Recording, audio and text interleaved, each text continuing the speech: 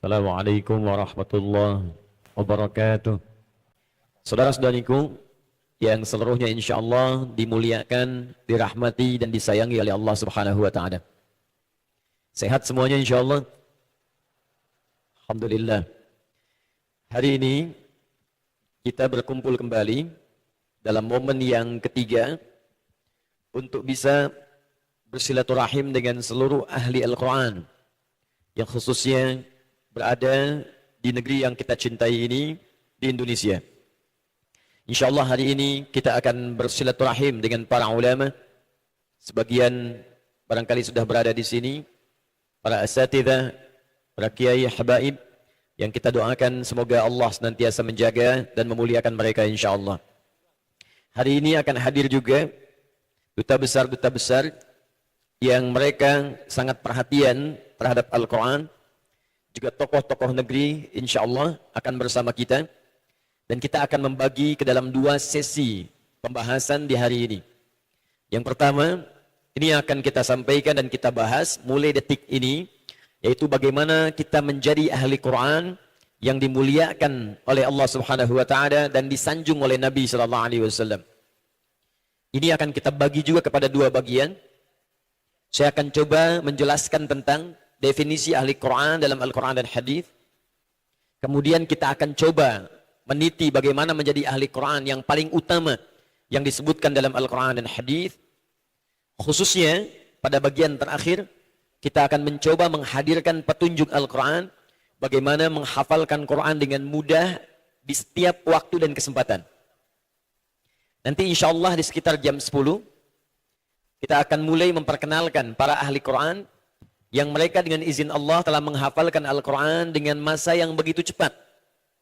Ada yang 15 hari, ada yang 18 hari, ada yang 20 hari, ada yang 22 hari, 24 hari, dan dalam hitungan yang sangat cepat.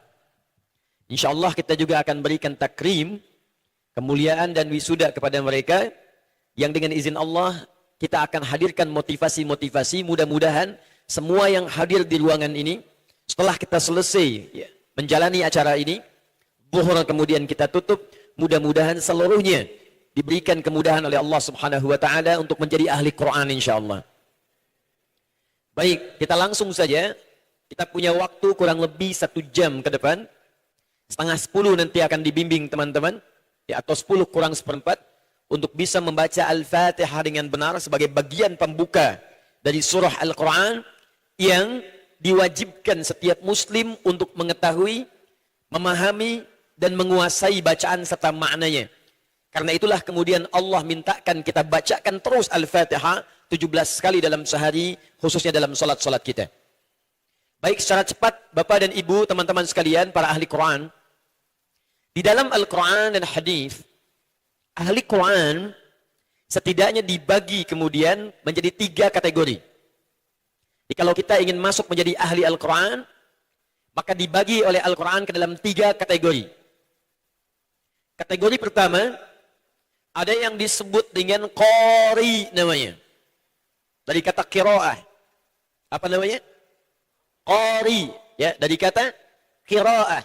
Adalah orang yang tergerak mencintai Al-Quran dan menjadikan aktivitas hariannya untuk bisa berinteraksi dengan membaca Al-Quran. Di qari dari kata qiraah, orang yang senang baca. Mengkaji, belum. Menghafal, belum sepenuhnya. Tapi dia senang baca. Dia punya wirid baca Al-Quran.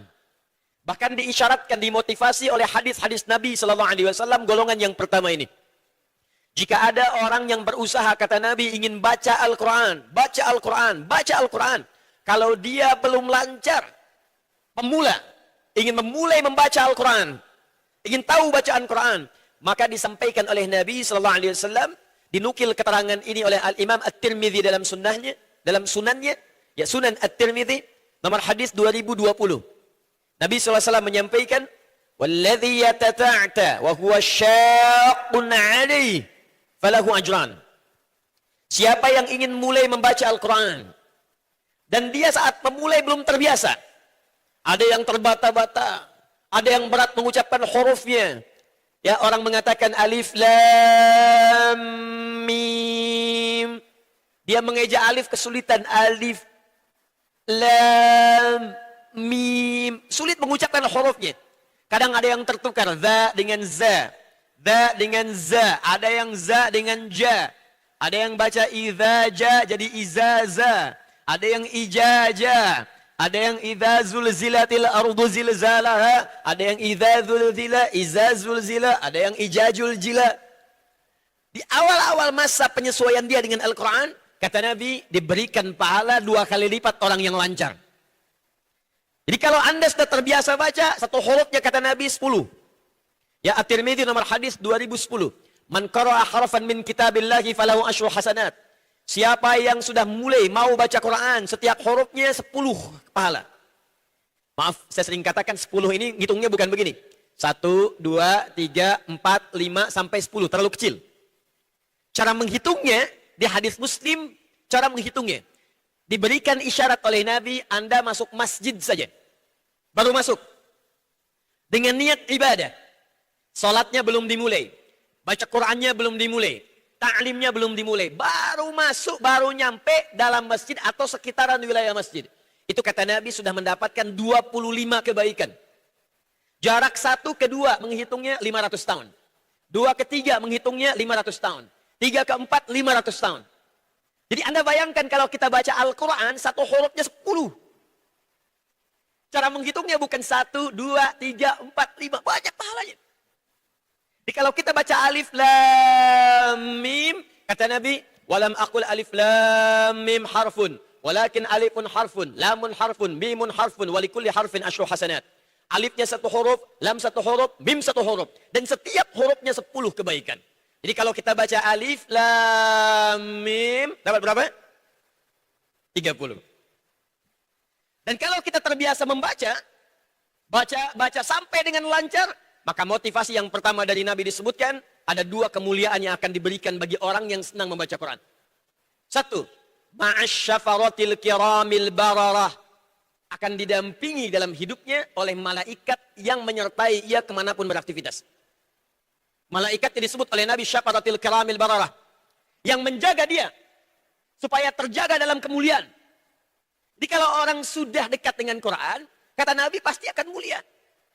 Kan jadi orang baik, Pak. Bu, Anda bayangkan, saya sering katakan begini. Di zaman jahiliyah, ketika Nabi dihadapkan pada orang-orang buruk perilakunya, pembunuh ada di situ, pemabuk ada di situ, pezina ada di situ, penipu ada di situ, begal ada di situ, berkumpul semuanya. Tapi Allah tidak memberikan tongkatnya Nabi Musa kepada Nabi Muhammad SAW untuk merubah jahiliyah. Allah tidak memberikan mukjizat Nabi Isa alaihissalam untuk merubah karakteristik jahiliyah. Tapi yang diturunkan Al-Quran. Al-Quran.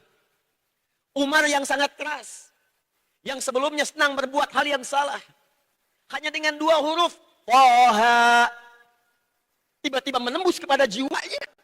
Diteruskan ayatnya, Ma anzalna alaikal Qur'ana litashqa, sampai ke relung tubuhnya mengucapkan asyhadu an la ilaha illallah wa asyhadu anna Muhammadar Rasulullah. Hanya dengan kalimat Thaha, jahiliyah berubah menjadi khairu ummah.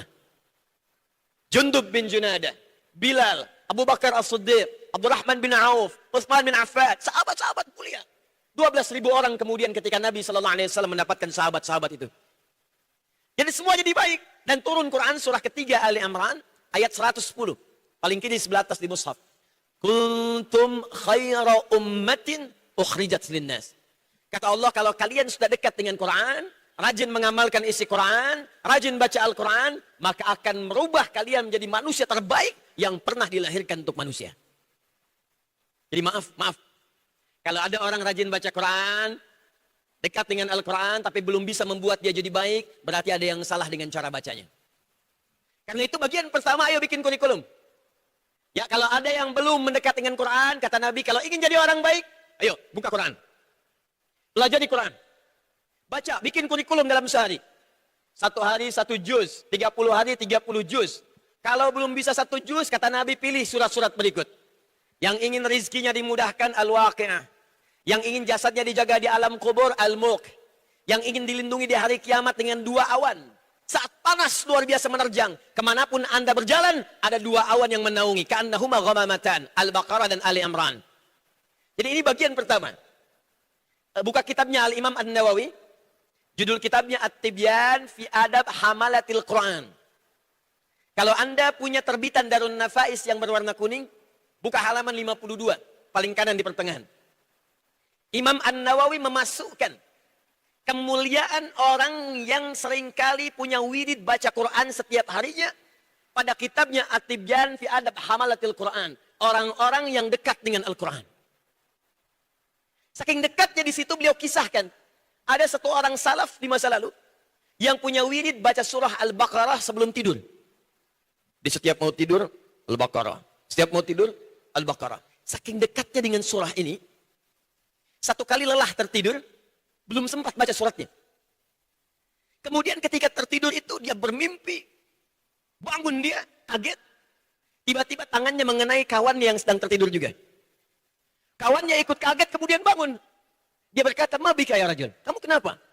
Kata orang ini, "Laqad ra'aitu fil manam natuhatnil baqarah." Barusan saya mimpi, saya diseruduk Al-Baqarah. Sapi betina. Saking dekatnya dengan Al-Baqarah karena sering baca, dibangunin. Kamu belum baca saya. Ini kategori yang pertama. Kalau Anda sudah menjadi bagian orang yang senang baca Quran, maka kemuliaan pertama, Anda akan diiringi oleh malaikat yang menjaga Anda dalam kebaikan. Di ahli Quran itu kalau rajin baca aja, dijaga oleh Allah. Jangan berkata yang kotor karena lisanmu terbiasa baca Quran. Jangan mendengar yang kotor karena telingamu terbiasa mendengar Al-Quran. Jangan melangkah kepada maksiat karena kakimu mulai dibimbing oleh kalimat-kalimat Al-Quran. Satu, ahli Quran. Nah kalau sudah bisa lancar yang pertama, fokus. Maka naik tingkatlah pada yang kedua. Naik. Jangan bertahan di situ. Walaupun tidak salah kalau Anda pun terus ingin menjaga bacaan. Silahkan terus baca, jangan berhenti. Tapi naikkan levelnya pada yang kedua. Disebut tilawah Al-Quran. Satu, qiraah. Dua apa? Tilawah. Tilawah punya tiga arti, cepat. Satu, baca. Dua, memahami apa yang dibaca. Tiga, mengamalkan apa yang telah dipahami itu. Secara singkat, baca, pahami, amalkan. Jadi kalau lancar sudah baca, sudah kita lancar makharijul hurufnya, sifat hurufnya, gharib muskilahnya, lancar bacanya, menitnya sudah mulai menipis. Tadinya baca Quran 60 menit, 1 juz, sekarang sudah mulai 40 menit, sudah mulai 30 menit, ada yang 20 menit, maka naik tingkat kemudian kepada tilawah kata Al-Quran. Saya tanya sebentar, fokus baik-baik. Wahyu pertama turun bunyinya apa? Iqra, dari kata qiraah. Kenapa bunyinya Iqra? Karena Iqra itu sekedar baca, tidak menuntut paham. Kenapa turun Iqra ya Muhammad? Baca, Iqra, baca. Kenapa menggunakan kata Iqra? Karena Nabi Muhammad itu jangankan paham, baca aja belum bisa. Makanya turun dengan kalimat Iqra. Supaya dibimbing oleh malaikat bisa mengikuti bacaan. Tapi setelah lancar bacaannya, lancar, saking lancarnya ingin cepat menghafalkan apa yang turun. Turun Quran surah ke-75 ayat 16 sampai dengan 18. La tuharnik bihi lisanaka lita'jala bi. Inna alaina jam'ahu wa qur'ana. Fa idza qara'nahu fattabi' qur'ana. Kata Allah ya Muhammad sallallahu alaihi wasallam, jangan cepat-cepat engkau gerakkan lidahmu sekedar untuk bisa cepat mengikuti bacaan supaya cepat menghafalkannya. Kamu ikutin saja malaikat yang baca. Kan kamu ikuti karena sekarang kamu sudah lancar bacaannya. Biarkan kami yang tanamkan bacaan itu dalam jiwamu. Awalnya susah. Iqra ma'ana biqari. Baca, saya nggak bisa baca. Iqra ma'ana biqari. Saya nggak bisa baca. Ketika berusaha, lancar baca.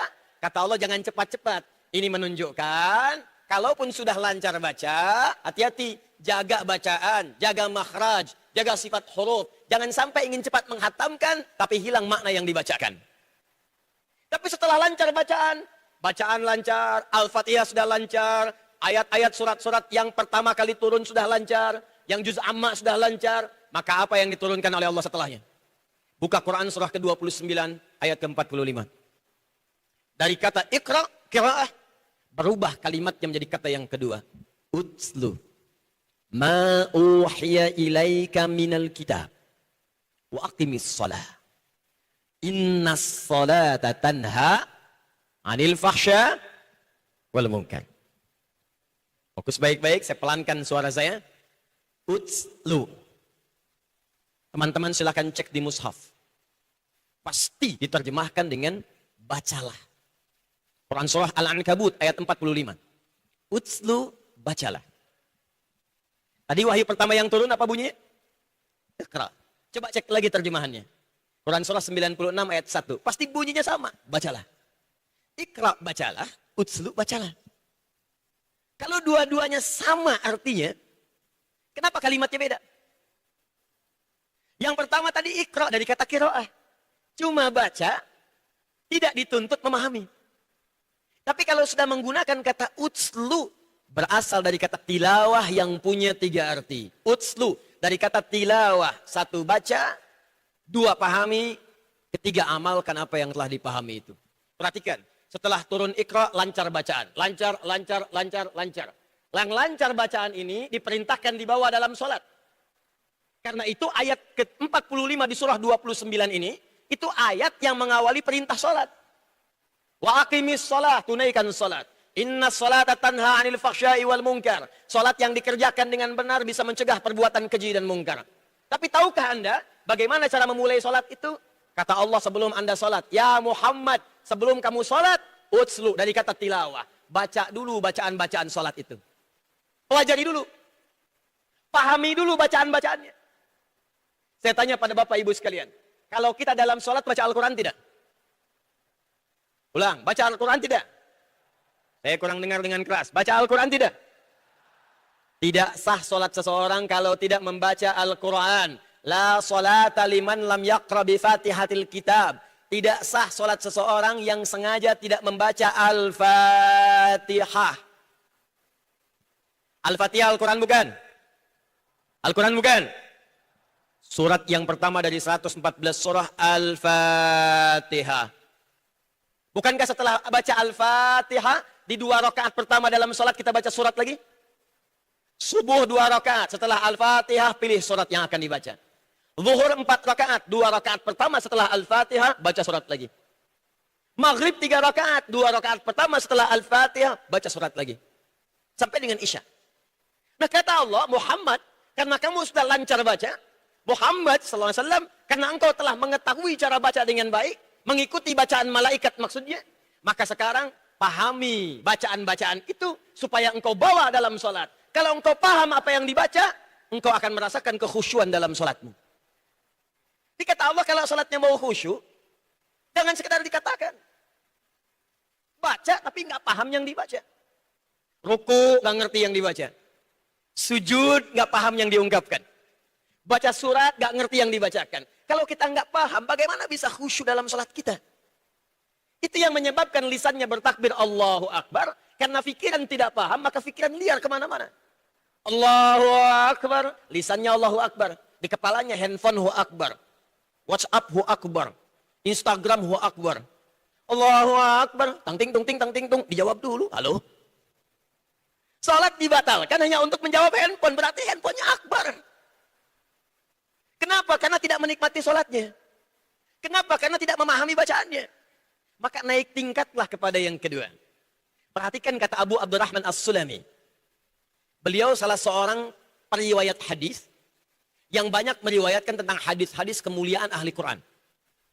Anda cek di Al-Bukhari nomor hadis 4719 di antara hadis yang diriwayatkan oleh Abu Abdurrahman As-Sulami. Imam Al-Bukhari menerima dari Hajjaj bin Minhal. Hajjaj bin Minhal menerima dari Syu'bah. Syu'bah menerima dari Alqamah bin Marthad. Alqamah bin Marthad menerima dari Sa'ad bin Ubaidah. Sa'ad bin Ubaidah menerima dari Abu Abdurrahman As-Sulami. Abu Abdurrahman As-Sulami menerima dari Uthman bin Affan dan Ali bin Abi Thalib radhiyallahu taala anhuma dari Nabi sallallahu alaihi wasallam. Hafal hadis ini? Khairukum man ta'allamal Qur'ana wa 'allama. Yang terbaik di antara kalian kata Nabi adalah orang yang mau belajar Quran lalu mengamalkan isinya. Kata Abu Abdurrahman As-Sulami yang meriwayatkan hadis ini, perhatikan kalimatnya. Akhadtul Qur'ana an qaumin. Saya ini banyak belajar Al-Quran dari banyak kalangan sahabat. Tapi saya melihat mereka, Allahu Akbar keterangannya.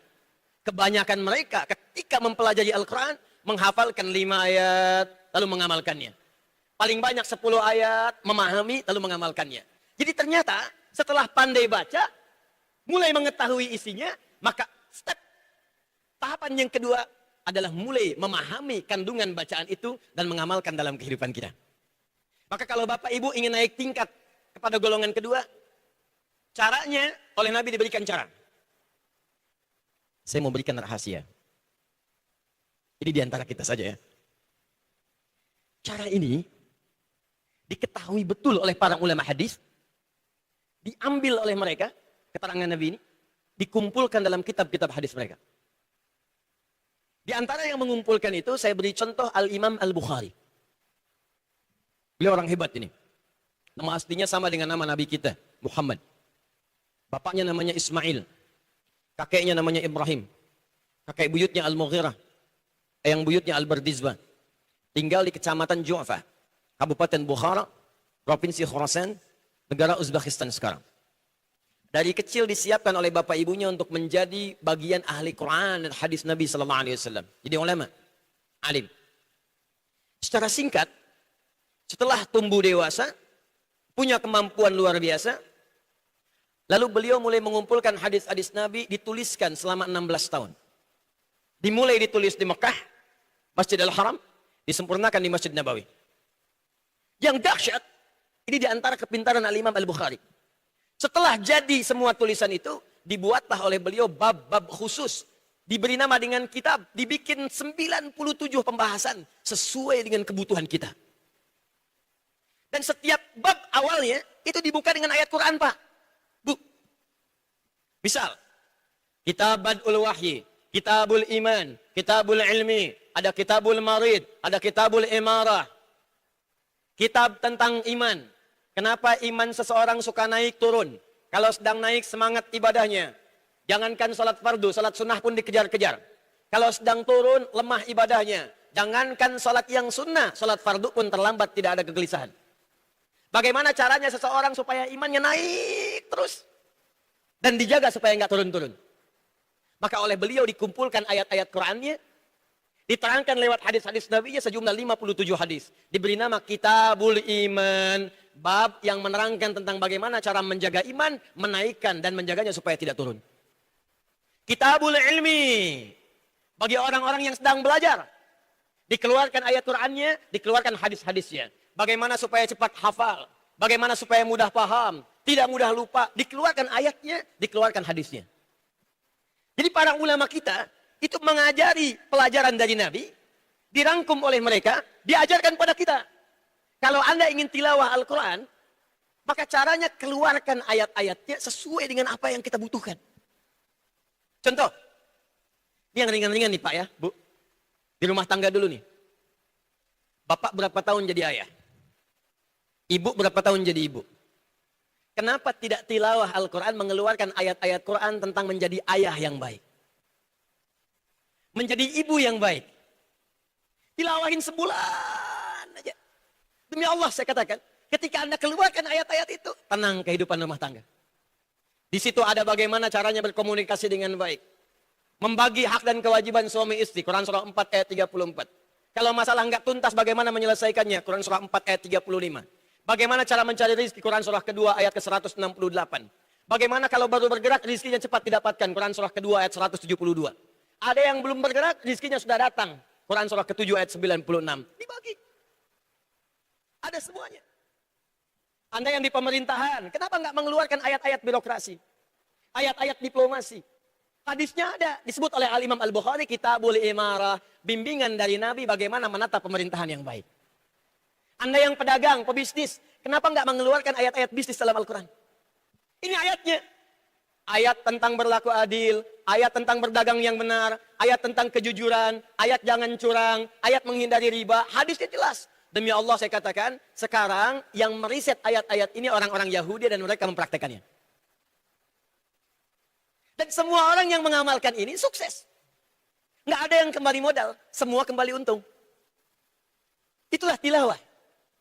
Ketika kita bisa mengupgrade menjadi tilawah, maka kemuliaannya melebihi yang pertama qiraah. Majtama'a qaumun, hadis Muslim, majtama'a qaumun fi baitin min buyutillahi. Tidak pernah ada orang kumpul di satu rumah di rumah-rumah Allah, yatsluna kitaballah, yang meniatkan tilawah kitabullah Al-Qur'an. Niatnya tilawah. Belajar apa makna surat Ad-Duha, apa makna surat Al-Insyirah, apa makna surat An-Nas. Tilawah niatnya. Wa yatadarasuna fima bainahum, kemudian diskusi. Dibahas pendapat ulama, dibahas kemudian hadis-hadis nabinya. Illa, kecuali akan diberikan 4 kemuliaan yang tidak diberikan kepada yang qiraah. Hanya tilawah saja. 1, ghasyiyat humur rahmah. Sepanjang orang itu tilawah Al-Quran, maka rahmat Allah akan diliputkan di atas kepala mereka sampai mereka selesai tilawahnya. Allahu Akbar. Pak, Bu, pernah nggak duduk misalnya kan? Ya, kita ambil sedikit sama keluarga berdua. Suami istri dengan anak, bahas 1 ayat saja. Bismillahirrahmanirrahim. Apa artinya? Apa maknanya? Apa tafsirnya? Itu saat Anda sedang mengkaji itu, rahmat Allah diliputkan di atas kepala orang-orang itu sampai dia selesai tilawahnya. Walaupun cuma 1 ayat. Ini yang bicara Nabi. Wahafat humul malaikah. Dikelilingi malaikat. Walaupun yang tilawah cuma Anda, suami dan istri, itu malaikatnya mungkin lebih daripada 2. 3, 4, 5. Cuman kan malaikat sifatnya goib. Nggak ditampakkan. Kalau tampak, nggak jadi tilawahnya. Alhamdulillahi Rabbil Alamin. Kepak kelihatan. Siapa ya Pak ya? Ya siapa ya? Siapa? Malaikat maut. Nggak jadi. Malaikat hadir.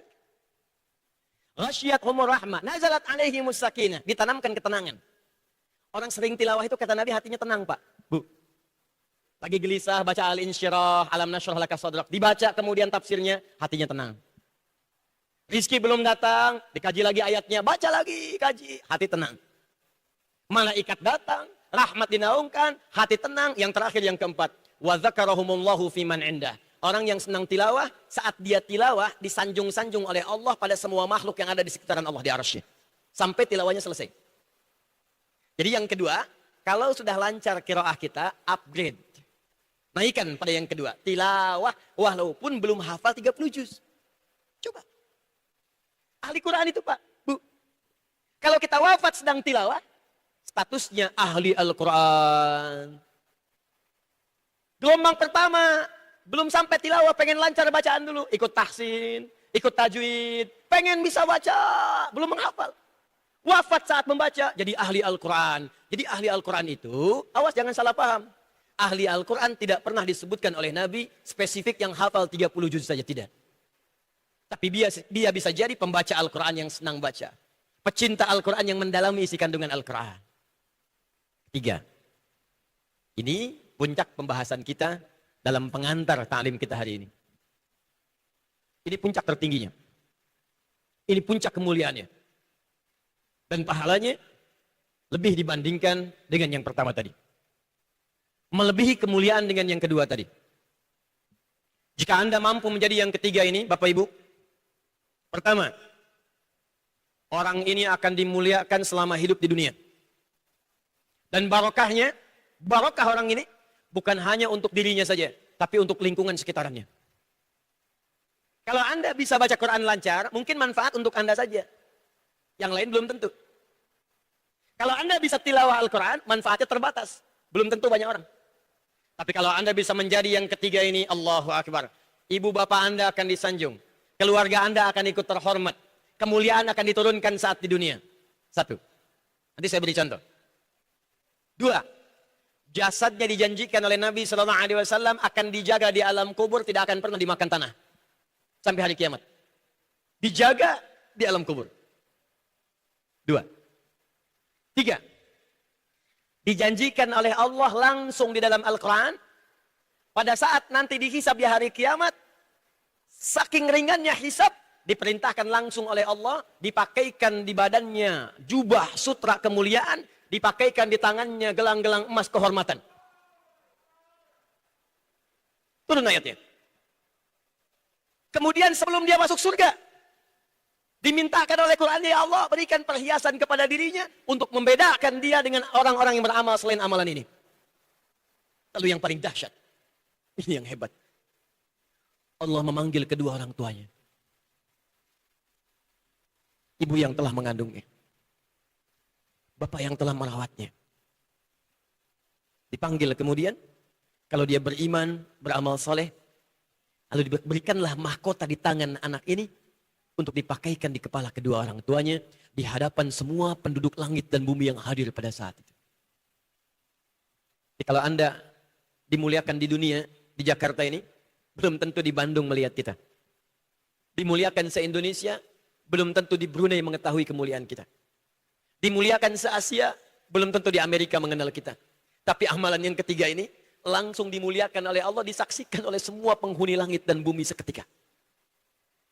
Dan puncaknya, dimintakanlah kemudian orang ini untuk menggandeng bapaknya, ibunya, pasangannya. Kalau dia laki-laki, menggandeng istrinya perempuan. Kalau dia perempuan, gandeng suaminya laki-laki. Lalu kemudian diikuti oleh keluarga besarnya di belakang. Diminta oleh Allah jadi pemimpin keluarga besarnya untuk masuk ke dalam surga. Turun Quran surah ke-13 ayat 23 sampai 24. Jannatu adnin yadkhulunaha. Ada ahli Quran penghafal Al-Quran. Penghafal Al-Quran. Jannatu adnin yadkhulunaha. Ada penghafal Al-Quran yang benar menghafalnya, kata Allah. Aku akan berikan kesempatan ia masuk surga lewat surga Aden. Dan akan memasuki semua pintu surga yang aku siapkan. Jadi ada orang yang masuk pintu Ar-Rayyan saja ahli puasa. Ada orang masuk pintu tahajud ahli tahajud. Ada orang masuk pintu sedekah ahli sedekah. 8 pintu surga. Tapi ahli Al-Quran, kata Allah yang ini, dia akan masuk ke semua pintu surga itu lewat surga Aden. Ayatnya belum selesai. Wa man salaha min abaihim. Bapaknya yang soleh, ibunya yang soleh, yang sabar mendidik anaknya jadi ahli Quran. Yang sabar menghafal Quran bersama anaknya. Bapaknya belum hafal, anaknya hafal. Bapak cuma 1 juz, anak 30 juz. Ibu setengah juz, anak 30 juz. Cuma sabar. Itu kata Allah, diperintahkan gandeng bapakmu. Gandeng ibumu. Quranmu memberikan syafaat kepada kedua orang tuamu yang sabar dalam mendidikmu. Wa azwajihim, dan pasangan-pasangan mereka. Jadi kalau suami gandeng istri, istri gandeng suami. Wa dzurriyyatihim, dan semua anak keturunan mereka di belakang. Wal malaikatu yadkhuluna alaihim min kulli bab, dan mereka diparadekan melewati semua pintu surga, disambut oleh semua malaikat. Salamun alaikum bima sabartum. Dikatakan kepada keluarga besar ini, kata para malaikat semuanya, selamat, selamat bisa lewat sini. Karena Anda sabar selama di dunia. Sabar. Sabar untuk menghafal Quran. Sabar untuk menjadi ahli Quran. Fa ni'ma uqbaddar. Maka sekaranglah balasan dari semua kesabaran yang telah kalian tenun saat di dunia itu. Silahkan nikmati surga yang belum pernah diberikan pada siapapun, kecuali untuk kalian saja dengan semua kenikmatannya saat ini. Ahli Quran. Yang ketiga adalah ahli Quran yang berusaha mengupgrade dirinya pada tingkat yang ketiga, yaitu menjadi penghafal Al-Quran. Hafal Quran. Beda Pak, lain Bu. Beda. Silahkan, Anda kalau tidak percaya, Allah mustahil menyalahi janjinya. Innallaha la yukhliful mi'ad. Nabi mustahil keterangannya keliru, mustahil. Beliau shadiqul amin. Yang pertama dimuliakan di dunia, silahkan cek. Yang hafal Quran, anak. Yang ikut mulia Bapak Ibu. Ada Najah di samping saya. Ada Musa sebelumnya. Ada Ahmad Kamil. Yang hafal Quran anak. Saya tahun lalu menjadi Amirul Hajj. Diutus dari kedutaan Saudi. Untuk membawa 350 orang berhaji. Spesial khusus. Mereka tidak bayar. Tidak nunggu ONH. ONH plus lebih daripada yang plus. Lebih daripada yang biasa. Begitu berangkat ke sana saya pikir siapa yang saya bawa? Allah di antara mereka ahli Quran. Yang hafal Quran, Ahmad dan Kamil, 2 anak kecil. Yang ikut hajinya, ibunya, gurunya, perawatnya, teman-temannya. Yang hafal Quran anak kecil dari Kalimantan. Yang ikut kemudian hajinya, bapaknya, ibunya, saudaranya. Jadi kalau sudah ada ahli Quran di rumah kita, ahli Quran di kampung kita, ahli Quran di kota kita, maka Quran akan memberikan cahaya kepada semua yang ada di lingkungan orang itu. Quran diturunkan oleh Allah lewat malaikat Jibril. Malaikat Jibril naik status menjadi Sayyidul Malaikah, pemimpin semua malaikat. Quran diturunkan pada Nabi Muhammad. Nabi Muhammad langsung naik status jadi Sayyidul Anbiya wal Mursalin. Quran turun hari Jumat. Jumat yang menjadi Sayyidul Ayyam. Quran turun di satu malam. Malam yang menjadi Lailatul Qadar. Quran turun di Mekah. Mekahnya diberkahi. Yang tidak ada di situ. Quran turun di Yathrib. Yathribnya berubah menjadi Madinah Al-Munawwarah. Quran turun dimanapun, dia akan memberikan cahaya kepada orang yang hadir di sekitarnya.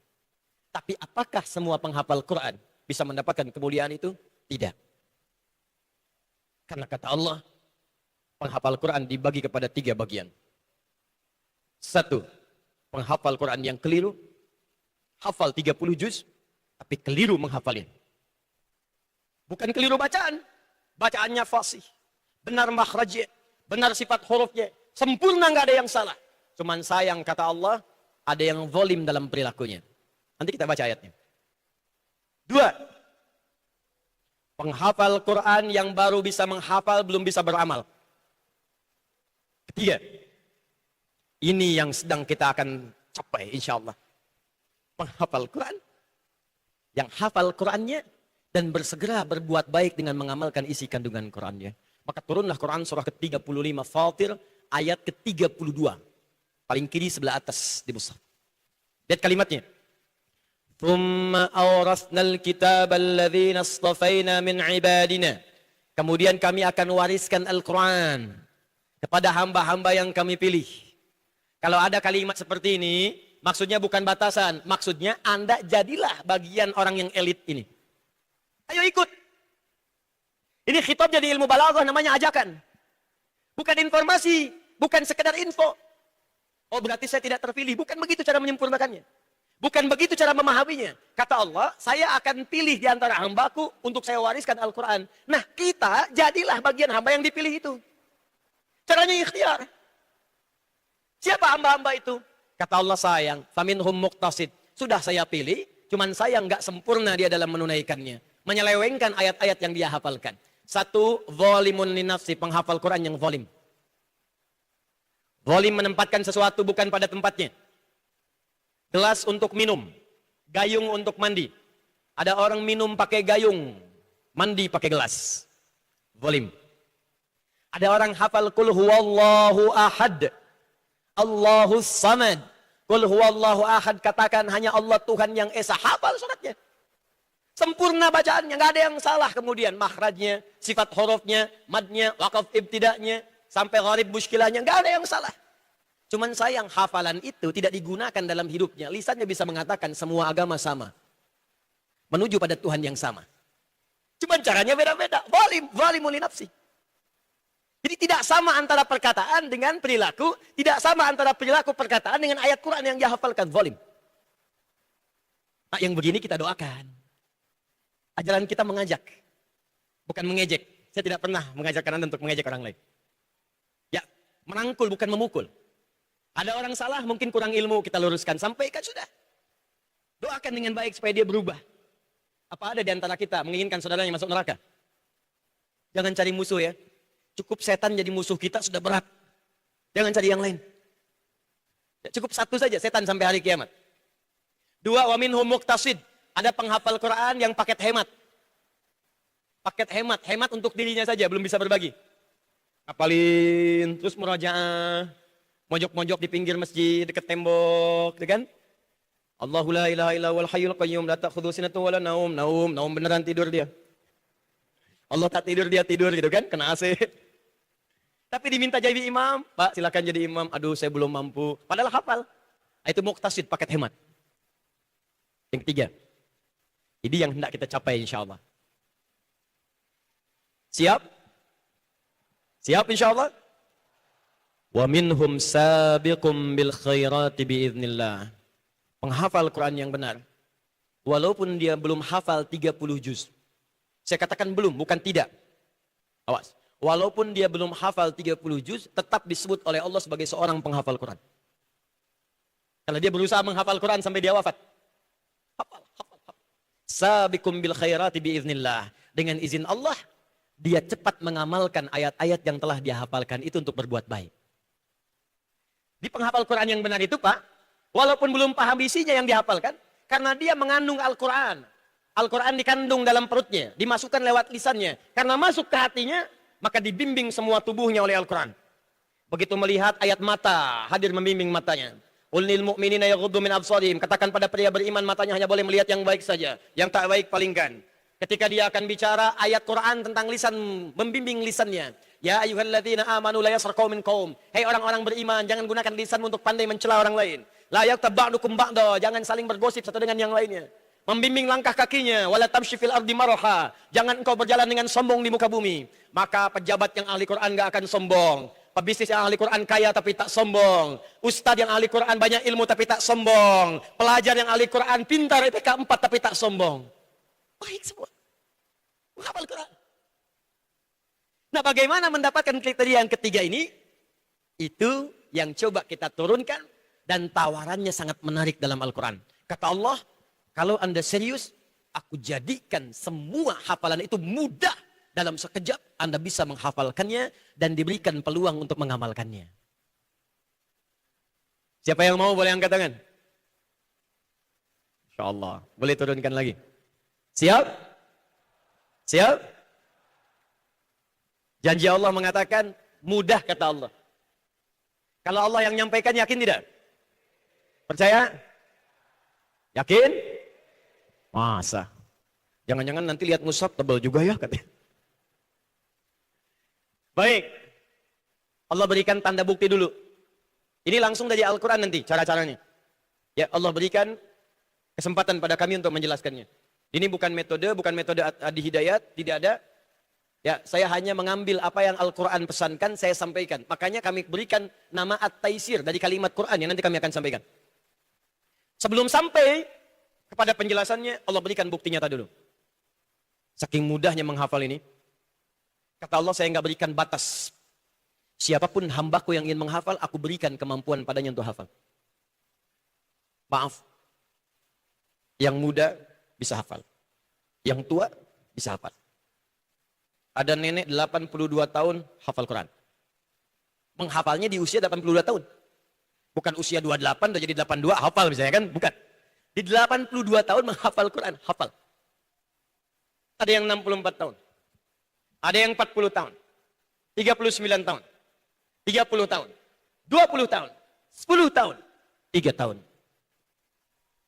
Ada yang hafal dengan nomornya, ayatnya, posisinya. Yang melihat hafal, mungkin Anda kira wajar. Yang orang katakan tak bisa melihat, hafal Quran.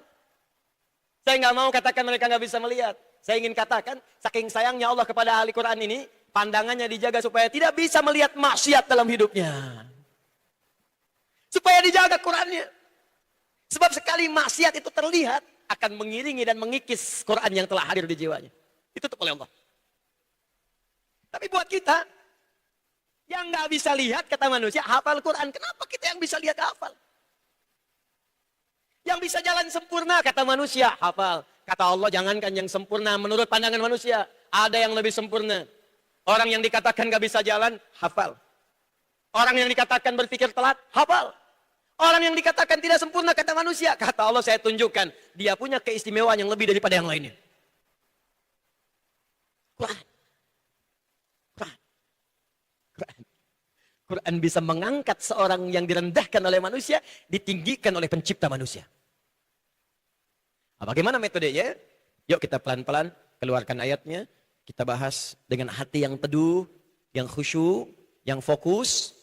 Karena ilmu hanya akan disampaikan dan ditanamkan pada jiwa kita oleh Allah Subhanahu wa taala dengan syarat keikhlasan dan kesungguhan. Siap insyaallah? Baik, saya punya waktu sekitar 30 sampai 40 menit lagi. Fokus baik-baik. Yang tadi baru muqaddimah. Ini inti yang mau saya sampaikan. Baik, ya kita mulai ya. Bismillah. 1. Teman-teman yang panitia boleh dibantu nanti slide satu-satu, Mas Rezki ya. 1 Quran surah ke-96 ayat 1. Syarat yang pertama kalau ingin jadi penghafal Quran yang benar, mudah hafalnya, pertama harus meluruskan niatnya. Ikhlas karena Allah. Luruskan niat. 1. Lihat dalilnya. Ya, ini saya tidak cantumkan dalil di sini untuk memudahkan kita aja, untuk memahami dengan cepat. Dalilnya Quran surah 96, Al-Alaq, ayat 1. Masih ingat? Tolong bacakan dengan keras sehingga saya mendengarnya. Wahyu pertama yang Allah turunkan pada Nabi Muhammad apa bunyinya? Saya belum dengar? Saya belum dengar? Masya Allah, bukan. Wahyu yang diturunkan oleh Allah pertama kepada Nabi Muhammad bukan Iqra. Tapi bunyinya Iqra bismi rabbikal ladzi khalaq. Beda tidak? Beda tidak? Apa bedanya? Yang satu Iqra, yang satu Iqra bismi rabbikal ladzi khalaq. Bukan begitu cara memahaminya. Lihat sini. Ketika ayatnya turun sebagai pembuka, baru Iqra. Belum disempurnakan, baru Iqra. Baca. Apa jawab Nabi? Sangat populer dalam hadis. Kata Nabi, ma ana biqari. Saya nggak bisa baca. Rumus nahunya menggunakan ma, nafyi, sama ba, taukid. Ba itu ada 14 makna. Baca kitab Bughdil Labib, An Kutubil A'arib dari Ibnu Hisham. Ada 14 makna. Tapi di sini maknanya taukid. Kalau diterjemahkan, begini cara menerjemahkannya. Ma ana biqari. Saya itu betul-betul nggak bisa baca. Saya nggak pernah belajar baca, nggak pernah sekolah, nggak pernah diajari, nggak ada guru. Saya benar-benar nggak bisa baca. Kata malaikat Jibril, Iqra yang kedua. Jawabannya sama, ma'ana biqari. Tapi yang ketiga, dipeluk dirinya, didekap dengan erat. Setelah merasakan tenang, turunlah kemudian ayat yang sangat fenomenal itu. Bukan sekedar Iqra. Iqra bismi rabbikal ladzi khalaq. Perhatikan kalimatnya. Ya Muhammad, wahai Muhammad sallallahu alaihi wasallam, Iqra bismi rabbik. Bacakan. Tapi bacanya bukan karena kamu nggak bisa baca. Bacanya bukan karena kamu nggak pernah sekolah. Bacanya bukan karena kamu nggak pernah punya guru. Bacanya bukan karena kamu memang nggak bisa baca. Bacalah bacaan ini bismi rabbik. Luruskan niatmu, lakukan karena Allah yang telah menciptakanmu. Malaikat memberikan perbandingan lewat petunjuk dari Allah yang diberikan. Allah menyampaikan, mencipta manusia saja bagi saya gampang. Manusia itu kan sulit diciptakannya. Komponennya kompleks. Fisiknya kompleks. Untuk mata saja berapa sarafnya. Belum ke telinga, sampai ke ujung kaki. Itu baru fisik. Belum akalnya 2. Belum ruhnya 3. Itu yang sulit saja, kata Allah, mencipta aja gampang buat saya. Apalagi hanya sekedar menjadikan engkau bisa mengikuti bacaan. Apalagi hanya sekedar menjadikan engkau hafal akan bacaan yang dibacakan. Maka ayat ini ingin mengatakan, awas fokus baik-baik, apapun yang ingin kita kerjakan, khususnya ingin membaca, khususnya ingin menghafal Quran, maka niat pertama yang harus dihadirkan dalam jiwa, luruskan niat semua karena Allah saja. Lillah. Tidak. Jangan-jangan selama ini susah menghafal Quran karena niatnya beda. Pengen dapat sertifikat, pengen umroh, pengen haji, pengen juara MTQ, pengen juara MHQ, pengen disebut hafidh. Apa? Billah. Kalau sudah karena Allah, bebannya berkurang di pundak kita. Terserah Allah. Mau hafal 30 juz, 15 juz, yang penting saya niat lillah karena Allah. Siap? Insyaallah. Sebentar. Saya ingin kita semangat dulu. Siap? Takbir. Siapa yang ingin jadi hafidh? Angkat tangan. Tuh. Kan? Sudah menghafal Quran itu nggak usah pengen jadi hafidh. Karena Allah. Kalau pengen jadi hafid, ganti nama aja. Cepi jadi hafid. Joni jadi hafid. Yang pertama apa? Luruskan. Sudah, nggak usah berpikir. Nggak usah berpikir punya gelar al-hafid. Nggak usah. Sudah. Billah. Nanti Allah sendiri yang mengangkat kita. Nggak minta dikasih. Tiba-tiba orang sebut aja al-hafid. Asep Sulaiman al-hafid. Ya. Kevin Mustafa Stephanie al-hafid. Muncul sendiri. Kiai, Ustadz, Al-Habib, Alim, muncul sendiri. Allahu Akbar. Pernah dengar Abu Bakar As-Siddiq Al-Hafid? Umar bin Khattab Al-Hafid? Ali bin Abi Thalib Al-Hafid? Pernah dengar? Tidak salah dilekatkan gelar itu, nggak salah. Tapi jangan orientasinya ke sana. Jelas? Alhamdulillah. Satu apa luruskan? Nah, nanti kalau niatnya karena Allah, begitu mendapati kesulitan, Allah nanti yang akan memudahkan semuanya itu. Anda datang ke sini, mohon maaf. Maaf sekali, karena Ustadz nggak datang, Anda kecewa. Anda menghafal Quran, karena ingin dapat ijazah. Begitu sudah hafal, ijazah nggak ada, Anda kecewa. Anda menghafal Quran karena dunia. Begitu hafal Quran, dunia nggak dapat, Anda kecewa. Hafalkan Quran karena Allah, maka Allah akan menghilangkan semua sekat kekecewaan dalam jiwa kita. Ringan. Jelas? Siap? Takbir. Alhamdulillah. Siapa yang mau jadi hafid? Angkat tangan. Oh. Alhamdulillah. Baik, sudah. Niat ya, ikhlas ya, ikhlas. Dua, tampilkan Mas. Menghadirkan motivasi. Ya. Harus ada motivasi. Teman-teman kalau nggak ada motivasi nggak mungkin ke sini. Kalau Anda nggak ada motivasi ngapain ke sini? Macet-macet tadi depan, udah macet. Saya tadi malam ke sini ada yang tidur di sini. Ada yang berharap-harap dapat makanan, kan? Ada yang udah nunggu, takut gak kebagian. Ada yang sudah ngambil sap pertama, bahkan tiduran di sini, tahu-tahu dipasang kursi, mundur. Apa motivasi Anda? Saya tanya, Mas dari mana? Dari Lampung Ustaz. Mas dari mana? Kalimantan Ustaz. Mas dari mana? Sumatera Ustaz. Masya Allah. Indonesia. Berkah. 13.677 pulau. Belum termasuk Pulau Gadung, Pulau Gebang, dan sebagainya. Berkah. Datang. Motivasinya apa? Kalau nggak ada motivasi, nggak mungkin datang. Insya Allah. Bupati Wajo, sahabat kami Dr. Amran. Bupati Goa, sahabat kami itu. Ya, Pak Adnan.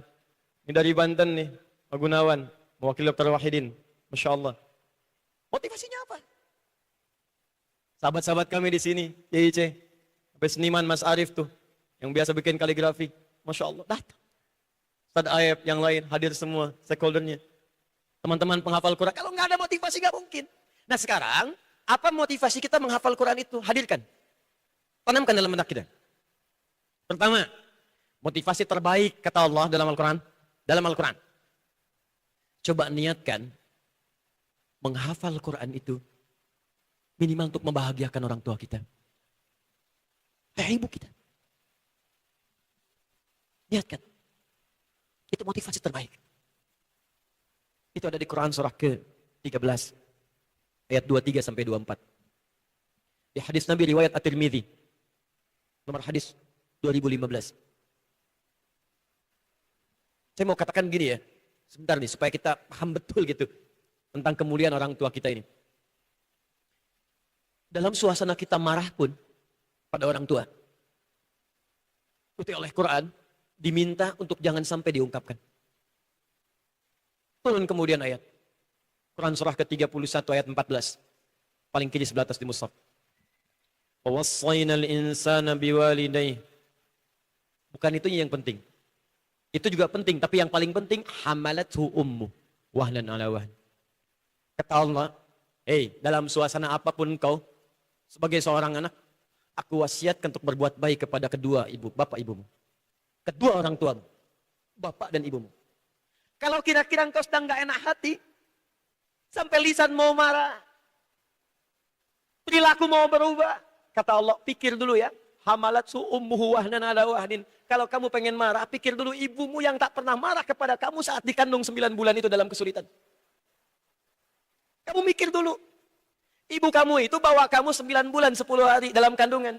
Disebut di Quran surah ke-7. Ayat 189.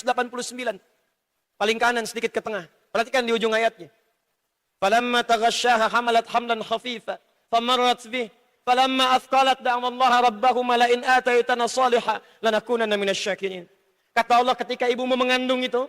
Kandungan ringan sampai berat. Beratnya tak terasa. Tak terasa luar biasa. Beban dalam tubuhnya. Athqalat itu dari kata sakil. Kalau Anda olahraga angkat beban. Yang angkat tangan tapi yang berat kaki. Sampai kepala, wajah berubah merah. Itu athqalat namanya. Kata Allah seorang ibu yang mengandung. Bukan cuma perutnya saja yang terasa. Kakinya mulai terasa. Tangannya mulai kram. Miring kanan susah. Kiri susah. Kandungan berat telungkup mustahil. Itu gak bisa dilepas. Belum pernah ada seorang ibu mengandung. Mama mau masak dulu ya nak ya. disimpan dulu sebentar ya. Nggak bisa. Bawa terus. 9 bulan. Lahir ada yang 3 kilo. 3 kilo 9 bulan dibawa-bawa. Anda ngangkat barbel begini 3 kilo, begini aja terus bawa tuh. Sebulan aja. Udah. Tangannya bengkak. 9 bulan. Kata Al-Quran, kalau kamu mau marah, mikir dulu. Bahkan turun Quran surah ke-17 itu. Al-Isra. Ayat 23 sampai dengan 27 itu. Bahkan yang paling indah, fala taqul lahuma uff, berkata saja jangan lakukan. Ayat-ayat ini turun untuk menunjukkan betapa besar pengorbanan ibu dan bapak kita. Mengandung, melahirkan, berjuang dengan kematian, dirawat-rawat yang tidak ada diada-adakan, ngutang untuk kuliah Anda, ngutang untuk sekolah Anda, banting tulang, bangun malam untuk menenangkan Anda yang merengek, ganti popok kita, ngantar ke sekolah, kadang-kadang terlambat ke kantor, dimarahi atasan demi anak. Nahan malu, bawa kondangan pipis, nahan malu, mecahin piring, nahan malu, untuk kita. Kemudian tiba-tiba turun ayat, kata Allah, setidaknya, bahagiakan mereka. Dan tidak ada kebahagiaan terbaik untuk diberikan kepada mereka, kata Allah, langsung yang sampaikan. Kecuali mengangkat derajat mereka dengan Al-Quran. Jadi Al-Quran. Kalau dikasih dunia, habis di dunia Pak. Ayo hadiahkan orang tua mobil. Kalau bukan mobilnya rusak duluan, orang tua meninggal dunia. Mobil nggak ikut ke alam kuburnya. Hadiahkan handphone yang paling baru. Kalau bukan handphonenya yang hancur duluan, orang tua wafat, handphone nggak akan bisa digunakan lagi. Nggak ada orang meninggal bawa handphone ke alam kubur. Sertakan di alam kubur nggak? Kalau kangen, miss call mama aja, nggak bisa. Selesai. Maka kata Allah, kalau Anda ingin menghafal Quran, maka coba berikan motivasi terbaik. Jadikan niat paling pertama menghafal itu untuk membahagiakan orang tua kita. Saya demi Allah, saya katakan, bimbingan anak karantina ini. Orang tuanya sabar, mendoakan, ada yang suaminya sabar. Begitu mereka sudah pada hafal, bapak ibunya saya nggak tahu deh apa yang terasakan di hati mereka. Makanya ketika Anda sudah sampai pada kalimat, minal jinnati wan nas, kalau orang tua Anda masih hidup, coba hubungi mereka. Katakan, Ma, Pa, Alhamdulillah. Anda sudah hafal Quran, Ma. Insya Allah bisa ngasih mahkota. Itu bisa tunduk, mengalir air mata, sujud. Seakan-akan mendapatkan sesuatu yang nggak pernah mereka peroleh. Gak percaya silahkan. Anak Anda 3 tahun nih Pak, Bu. Ajarkan aja satu surat, Wadduha. Anda pulang dari kantor, banyak masalah, banyak perdebatan. Pulang ke rumah, sedang lihat anak kita baca Wadduha, Wadduha, Wallaili idha saja. Akan diangkat oleh Allah semua kepenatan yang ada di kepala kita. Tiba-tiba dipeluklah anak itu. Dicium-cium, digendong-gendong, seakan-akan gak pernah punya masalah. Saya kemarin di Bandung dengan Agim. Sampaikan. Saya punya seorang ayah, luar biasa perhatian. Beliau mengajar di musola kecil. Saya dibawa dalam pelajarannya, beliau mengajar, saya tidur. Sekarang kami gantian, saya mengajar, beliau istirahat, tak pernah saya ganggu lagi. Kalau pulang, itu digendong Pak, Bu, sampai ke rumah. Dan pernah saya pura-pura tidur untuk tahu apa yang ayah saya lakukan pada saya ketika saya pura-pura tidur. Tetap dijaga. Sampai rumah ditidurkan, saya tertawa. Ketika itu apa yang terjadi? Bukan marah, tapi mengajak bercanda. Sampai kami tidur. Tiba waktunya saya masuk pesantren. Ayah saya sudah komplikasi. Sakit berat luar biasa. Terbaring lemah di rumah sakit. Untuk bangun pun sulit. Saya dipanggil mendekat. Saya pikir apa yang mau dikatakan. Tiba-tiba memeluk saya dengan erat. Samping ibu yang hadir di belakang saya waktu itu. Beliau katakan satu kalimat yang sampai saat ini masih membekas dalam jiwa saya. Beliau katakan, Nak, mohon maaf. Apa nggak bisa nganter ke pesantren? Masih minta maaf. Lalu tiba-tiba dokter datang mengatakan, ya mungkin seminggu atau 2 minggu Bu, saya nggak paham apa yang dibicarakan. Masih kecil. Mungkin analisis kedokteran dan sebagainya. Singkatnya saya ke pesantren, saya ke Garut. Tiba-tiba sepekan mau masuk 2 pekan, ada pengumuman saya diminta keluar dari kelas. Saya masih ingat subuh saat itu, masih pakai seragam putih hitam. Keluar, kakak saya sudah menunggu. Pembina saya mengatakan, Adi mesti pulang. Baik, saya bilang. Saya tanya kakak saya, bagaimana ayah? Dia nggak jawab. Sampai di Bandung, paman saya mengatakan, beliau di MUI sekarang di Jawa Barat. Tanpa saya tanya, mungkin nggak akan terkejar. Ayah mungkin sudah dimakamkan. Saya baru tahu ayah saya meninggal saat itu. Sampai ke rumah ternyata sedang maghrib, lewat menjelang Isya. Saya pulang, saya dapat ibu saya di ruang tengah sedang duduk. Dan saya menahan sedikit pun untuk tidak mengeluarkan air mata. Dia membahagiakan ibu saya. Saya peluk ibu saya temani tidur. Dan itulah terakhir saya melihat ayah saya di mimpi. Datang mengenakan kemeja biru, pendek, tersenyum. Kemudian memberikan tangannya seperti menengahi kepada saya. Lalu pergi. Besoknya bahkan baju-baju terbaiknya diberikan kepada sahabat-sahabatnya. Kitab-kitabnya juga demikian. Tapi saya masuk kamarnya, saya melihat ternyata beliau sudah menyiapkan kitab-kitab yang justru itu dipelajari oleh saya di pesantren. Tapi ada satu yang menarik perhatian saya. Itu mushaf berwarna biru yang diwariskan oleh ayah saya ditimpan di tempat yang tertentu. Saya bawa mushaf itu keluar ke ruang tamu. Bisa duha saya menghadap ke arah kiblat. Setelah saya buka, kemudian saya katakan, ya Allah, saya sudah tidak mampu lagi membahagiakan ayah saya saat di dunia ini. Maka mohon berikan saya, ya Allah, taufik, bimbingan, kemampuan untuk menghafalkan Quran ini dan mengamalkannya. Dan jadikan setiap huruf yang saya hafalkan melahirkan pahala untuk ayah dan ibu saya. Maka air mata saya keluar pada saat itu. Lalu saya mulai kemudian membaca tanpa terasa. Setiap yang dibaca masuk ke kepala, masuk. Saya tak bisa melupakan dengan ayatnya, dengan nomornya, dengan posisinya. Masuk begitu saja, masuk. Sampai pulang kemudian ke pesantren. Di situ diminta untuk menghafalkan 8 ayat.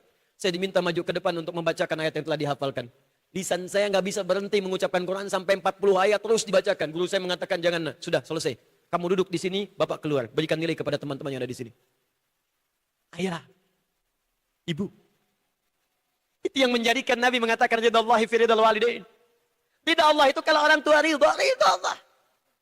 Makanya penghafal Quran pertama kali ketika dia akan dihisab di hari kiamat, hadiah pertamanya diberikan kepadanya untuk disampaikan pada kedua orang tuanya.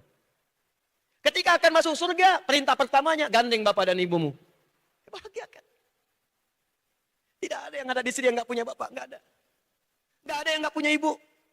Anda sesepuh-sepuhnya pasti punya ibu yang telah melahirkan Anda. Ya kalau selama hidup gak bisa membahagiakan, nanti saat kiamat kita bahagiakan. Minimal antarkan pahala dengan cahaya ke alam kubur mereka. Bacakan.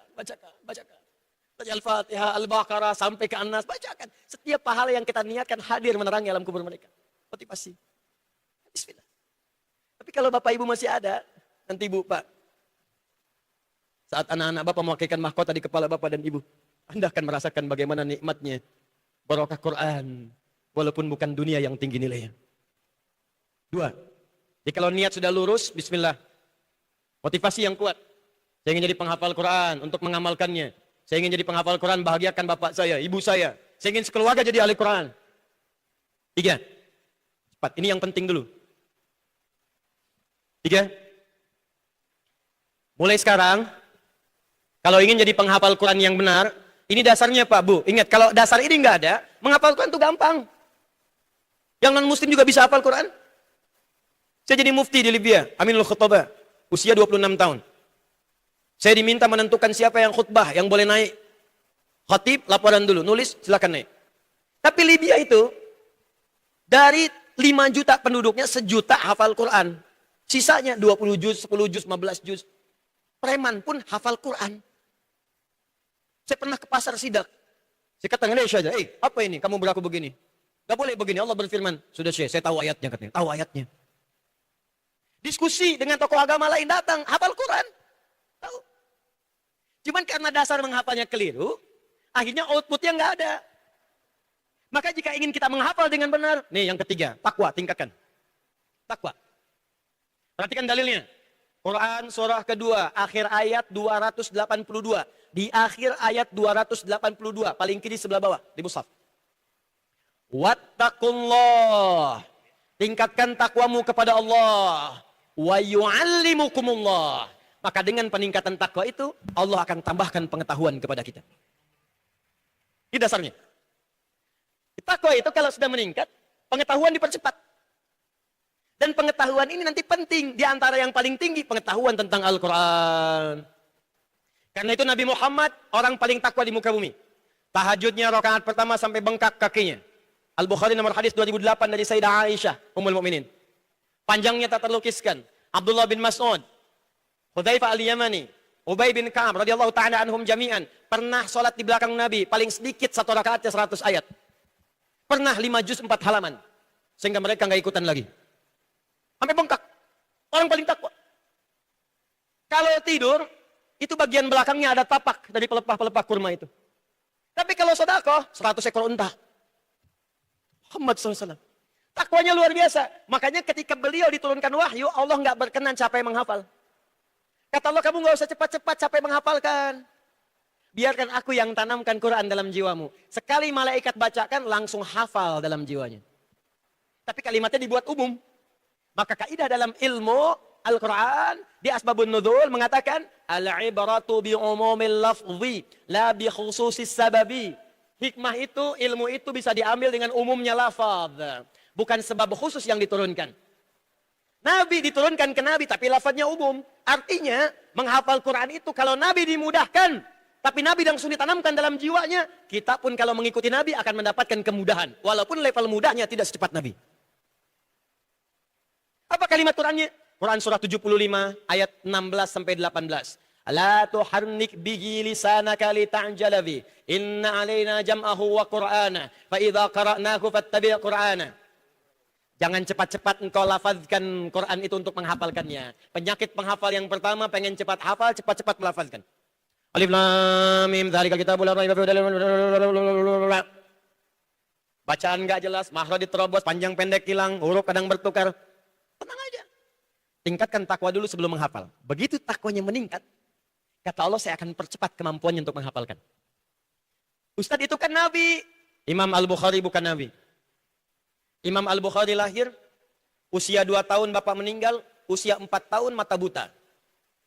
Tapi ibunya bu, terus berdoa. Ya Allah, jadikan anak saya ya Allah seorang alim. Jadikan dia ahli Quran ya Allah. Ya Allah, ganti ya Allah setiap kekurangan di matanya dengan cahaya hati dalam jiwanya. Dikabulkan doanya. Oleh Allah dikabulkan. Dididik dari sejak kecil dalam keadaan mata buta. Asalnya buta pak, Al-Bukhari. Buta mata. Tapi Allah ganti mata butanya dengan kesalehan ibundanya. Jadi ibunda Imam Al-Bukhari ini mengikuti kesolehan ibunda sebelumnya, Al-Imam Asy-Syafi'i, Al-Imam Ahmad. Imam Syafi'i itu ibundanya soleh luar biasa, bapaknya soleh. Dzurriyyah Nabi itu. Dzurriyyah Nabi. Bapaknya namanya Idris, makanya dikenal dengan Muhammad bin Idris, bin Al-Abbas, bin Utsman, bin Syafi'. Di sini Asy-Syafi'i dinisbatkan. Kakek yang ketiga. Yang sampai di masa sahabat menerima hadis dari Nabi SAW. Makanya disebut Asy-Syafi'i, ilmu saya sampai ke kakek saya yang bertemu Nabi. Muhammad bin Idris bin Al-Abbas bin Uthman bin Syafi bin Sa'ib bin Ubaid bin Abu Yazid bin Al-Hashim bin Al-Muttalib bin Abdul Manaf. Di Abdul Manaf bertemu dengan nasab Nabi SAW. Muhammad bin Abdullah bin Abdul Muttalib bin Hashim bin Abdul Manaf. Bin Qusay bin Murrah bin Kilab bin Ka'ab bin Ghalib bin Fihr bin Malik bin Nadar bin Kinana bin Khuzaimah bin Mudrika bin Ilyas bin Nizar bin Mudar bin Ma'ad bin Adnan bin Addi bin Adri bin Muqawwam bin Nahur bin Tari bin Ya'rub bin Yasjub bin Nabit bin Ismail alaihissalam bin Ibrahim alaihissalam bin Azar atau bin Nahur bin Abir bin Kinan bin Al-Fakhshan bin Sam bin Nuh alaihissalam bin Mihlail Matushala bin Kinan bin Anwas bin This bin Adam alaihissalam. Dia ulangi. Ibunya Fatimah bintu Abdullah bin Al-Hasan, bin Al-Muthanna, bin Al-Hasan, bin Al-Ali ibn Abi Talib, zawju Fatimah Az-Zahra bintu Rasulullah sallallahu alaihi wasallam. Dirawat. Sama bapak meninggal, dirawat ibu. 7 tahun hafal Quran, 10 tahun usia hafal Al-Muwatta, dibawa kemudian ke Mekah. Ibu Al-Bukhari mengikuti, dirawat-rawat, anaknya didoakan. 4-5 tahun dibawa ke madrasah Kutab, menghafal Quran. Perhatikan baik-baik. Karena ibunya takwa, anaknya diajak takwa, sholat tepat waktu, diwudukan, dibangun baik, dan sebagainya. Datang ke madrasah. Isinya orang-orang yang senior semua. Al-Bukhari kecil belum balik. Dibimbing oleh syekhnya membacakan surat Qaf. Selesai bacaan surat ini, tuntas ayatnya semua. Syekhnya iseng bertanya, iseng saja. Manil hafidh? Siapa yang udah hafal? Sekali baca. Gak ngulang, sekali baca. Tiba-tiba si kecil Al-Bukhari angkat tangannya. Syekh, hafidhtu ala dhahri qalbi. Saya udah hafal dalam kepala saya. Dan kalimatnya bagus sekali. Hafal di dalam kepala. Orang sekarang kan hafal di luar kepala kan? Masih di luar, belum masuk. Dia hafal dalam kepala saya. Saya penasaran, nih anak kecil mata buta. Hafal sekali baca. Saya manggil ta'al ya bunai, meraba-raba jalan maju ke depan. Iqra, baca lagi. Dibacakan ayat 1 sampai terakhir, sempurna makhrajnya, sifat hurufnya, sempurna. Didoakan oleh syekhnya pada saat itu, minal an tadrusul hadis. Mulai dari sekarang nak, kamu fokus belajar hadis. Karena Quran sudah Allah tanamkan kemuliaan pada dirimu, akan mudah. Sekali baca, hafal. Al-Bukhari itu luar biasa. Sekali dibacakan, hafal. 10 orang ulama menguji beliau dengan 10 hadis setiap orangnya, 100 hadis. Sanadnya ditukar-tukar. Dikumpulkan di tengah-tengah kayak di sidang. Setelah itu kemudian, ketua ulamanya mengatakan, urutkan kembali sanadnya sesuai dengan benar. Kata Al-Bukhari, selesaikan dulu 100 hadisnya. Selesaikan dulu baru saya urutkan. 10, 10, 10, 10, 10, 10 diacak semuanya. Setelah itu kata Imam Al-Bukhari, yang ini tidak benar, hadisnya begini, sanadnya begini. Ini sanadnya benar, hadisnya salah. 100-100-nya dari awal sampai akhir. Diam semua ulama Basrah. Di Irak. Fattala'at najmun. Sudah muncul sekarang bintang. Al-Bukhari. Pulang ke rumahnya bertemu ibunya. Mengatakan pada ibunya, perhatikan kalimatnya. Ummi, kada, wa kada. Ma, tadi saya di sekolah. Dipuji oleh syekh, bilang begini. Kemudian diminta ingin belajar hadis. Kata Al-Bukhari, Ummi uridul hadis, ma, saya pengen belajar hadis. Kata ibunya, nak, kamu ini terbatas. Iktafi bil Quran, fokus dulu Quran. Setelah hafal Quran baru hadis. Kata Al-Bukhari, karena yakin dengan perkataan syekhnya yang saleh. Takwa. Dia punya farasat. Farasatul mu'min haqqa. Firasat seorang beriman dibimbing oleh Allah, nyata kebenarannya. Kata Al-Imam Al-Bukhari, la uridul hadis. Saya enggak, tetap pengen belajar hadis. Maka beliau berjalan ke kamarnya, meraba-raba jalan. Ibundanya menatap dengan sedih. Masuk ke kamarnya, bentangkan sajadahnya. Lihat ketakwaan seorang ibu yang berdampak kepada anaknya. Berdoa di atas sajadah. Minta kepada Allah. Minta. Nah ini bu, kalau ada peristiwa, arahkan dengan doa. Seperti Abdul Muttalib, kakek Nabi. Itu perhatian pada Nabi, dirawat dengan sempurna. Gak dibiarkan tampil dalam keadaan kucel. Dijaga supaya tidak rembesan. Jaga, sempurna. Dijaga betul. Satu kali naik ke atas kursi. Di dekat Ka'bah. Abdul Muttalib itu karena ketua suku pada saat itu. Punya kursi khusus dekat Ka'bah, gak boleh orang naik. Paman-pamannya melarang ketika Nabi Muhammad naik ke situ. Apa kata kakeknya? Ini kita mesti belajar ilmu ini nih. Ilmu menjadi kakek ada 2 contoh di bumi. Abdul Muttalib kakek Nabi dan Nabi Muhammad ketika menjadi kakek. Ketika naik ke atas kursi itu pamannya melarang, jangan naik, jangan naik. Kata Abdul Muttalib, perhatikan kalimatnya. Da'hu. Fa inna ibni hadha lahu sya'nan 'aziman. Jangan dicegah.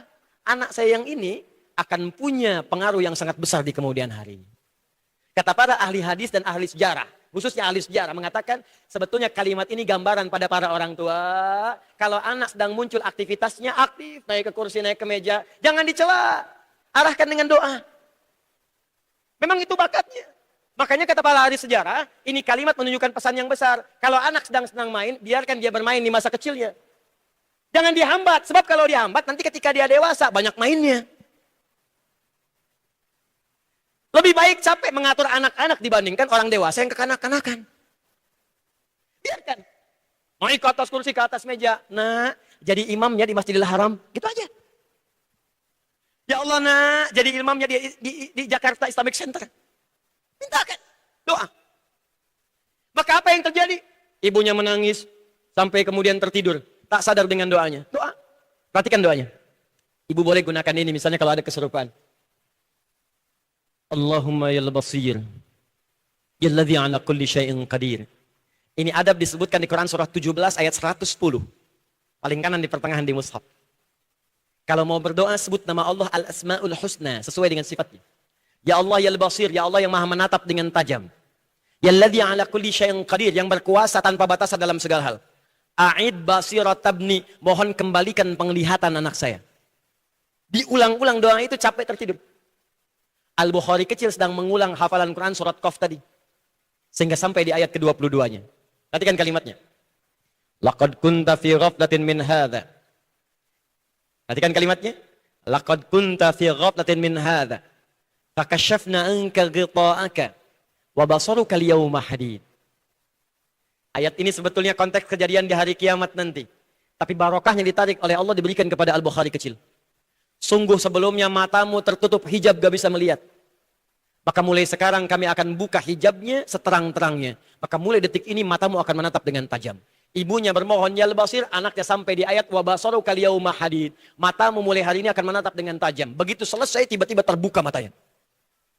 Kaget lompat. Dikejar ibunya, Umi lah kerait. Mama saya bisa lihat lagi. Kaget ibunya, bangun ibunya. Langsung dipeluk Al-Bukhari kecil, saya bisa lihat lagi. Kata ibunya, nah, ya bunayya rubama ra'aita biqalbik, mungkin kau melihat dengan hatimu. Kata anaknya, bal bi'aini, mama pakai baju ini, sekitar kita ada benda-benda ini. Keduanya berpelukan, sejak saat itulah kemudian beliau serius belajar hadis. Ini ada di kitabnya Ibnu Hajar Al-Asqalani Fathul Bari fi Syarah Sahih Al-Bukhari Babul Muqaddimah. Tuh, takwa. Ya, jadi mulai sekarang, maaf ya, kalau ingin jadi penghafal Quran, jangan tinggalkan tahajud. Tambah. Yang nggak hafal pun sholat fardu, Anda pengen hafal fardu juga, ya apa tambahannya? Ayo rawatib, syuruk, duha, tahajud, bangun. Tiap hari sedekah. Walaupun 100 rupiah, ya, 1000 rupiah, nggak apa-apa, sedekah, niatkan. Niatkan pengen hafal Quran. Itu rumusnya di Quran, surah ke-5 ayat 35, cari wasilah. Ya ayyuhalladzina amanu, ittaqullah wabtagu ilaihil wasilah. Hai orang-orang beriman, takwa, tinggalkan takwa kepada Allah. Cari wasilah dengan takwa itu untuk mengabulkan dari Allah apa yang kamu mintakan. Bapaknya yang sedekah, ibunya, anaknya biarkan menghafal. Yuk, lakukan. Sedekah itu tidak harus dengan uang. Ya, makanan, pakaian, hal-hal yang baik. Cepat. Selanjutnya 4. Doa. Rezeki.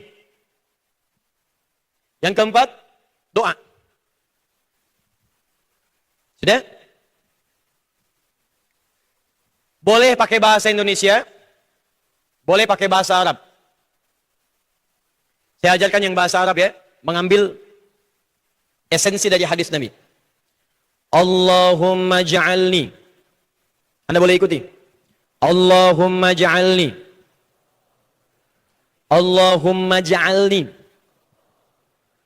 Ahlal Qur'ani. Allahumma ja'alni. Ahlal Qur'ani. Allahumma yassir. Wala tu'assir. Itu saja. Tapi bacakan dengan hati. Ya Allah, jadikan saya jadi ahli Quran ya Allah. Jadikan ahli Quran ya Allah. Saya pengen membahagiakan ibu saya ya Allah. Saya ingin membahagiakan ayah saya ya Allah.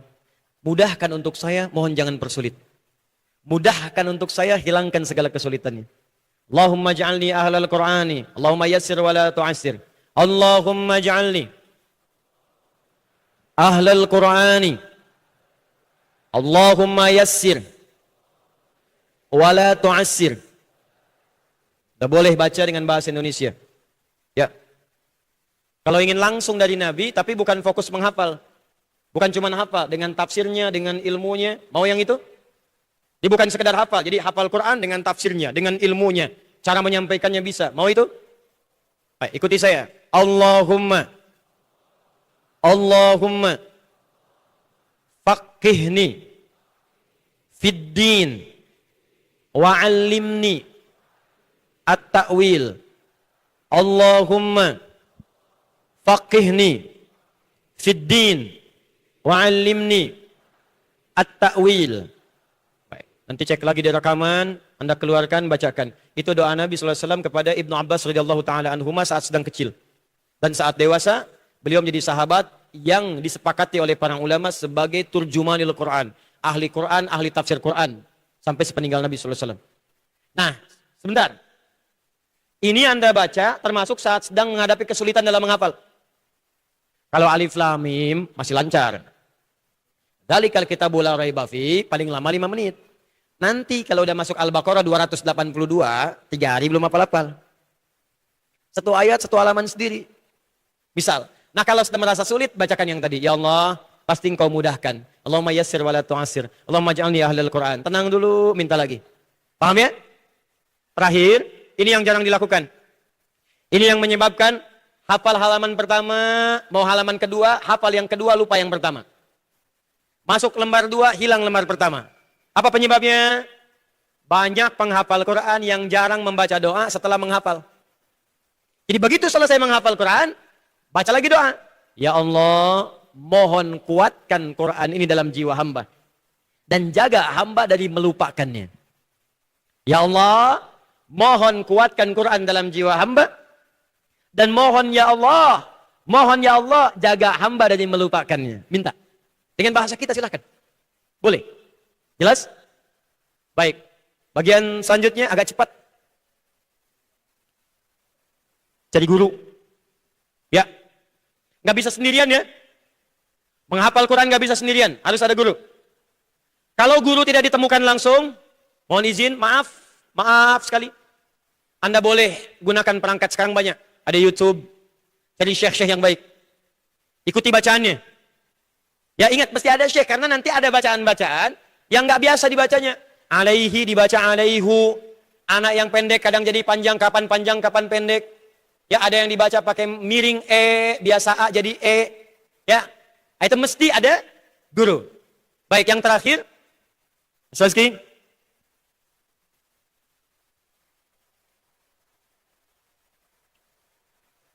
Halo? Ini penutupnya. Dari sini saya akan antarkan pada metodenya. Mesti meluangkan waktu. Cara terbaiknya begini. Sesuai dengan target. Yang mau hafal Quran dalam 30 hari, boleh angkat tangan. Kenapa nggak semangat? Angkat aja. Terserah hafalnya berapa juz, yang penting angkat dulu. Mesti yakin. Kalau nggak yakin susah. Itu tandanya nggak yakin, ragu. Menghafal Quran itu dibuka dengan kalimat la raiba fi. Jangan ragu. Yang pengen 30 hari angkat tangan. 20 hari. 15 hari. 10 hari. 7 hari. Sehari. Nggak mungkin. Baik. Kalau ada yang 2 tahun targetnya, ya sehari cukup saja 1 halaman. Paling-paling meluangkan waktu paling banyak 30 menit sampai 1 jam. Kalau ada yang setahun targetnya 2 halaman atau sampai 2 lembar. Ya meluangkan waktunya lebih banyak, sehari 2 jam sampai 3 jam. Tapi kalau ingin 30 hari, maka Anda mesti fokus 30 hari itu untuk menghafal. Karena 1 harinya dikejar 1 juz, Pak, Bu. Yang saya sampaikan sekarang metode cepatnya. Jadi kalau Anda ingin hafal 30 hari, nanti yang khusus, terutama nanti yang Pemda atau Pemprov yang sudah MOU, nanti di karantina kita akan khususkan. Nah teman-teman yang ingin, yang masih di antrian daftar karantina, Anda bisa praktekkan di rumah. Cuman kalau ingin 30 hari itu khusus menghafal Quran. Nah sebelum menghafal, fokus, ini yang paling penting. Sebelum menghafal, mulai dulu luangkan waktu 10 hari untuk berta'aruf dengan Al-Quran. Berapa hari? 10 hari. Saya ulang, 10 hari untuk ta'aruf dengan Al-Quran. Ini nanti 10 tambah 30 jadi 40. 40 ini istimewa. Nabi diangkat menjadi Nabi usia 40 tahun. Nabi Musa menerima wahyu selama 40 hari. 40 hari dulu. Di 10 hari pertamanya ta'aruf dengan Al-Quran. Caranya, pertama Anda pilih mushaf dulu. Cari mushaf. Ini contoh At-Taisir. Ya, kami beri nama At-Taisir dari bahasa Al-Quran. Quran surah ke 54. Ayat 17, 22, 32, 40. Walaqad yassarnal Qur'ana lidzikri. Kami telah mudahkan Al-Quran untuk dihafalkan.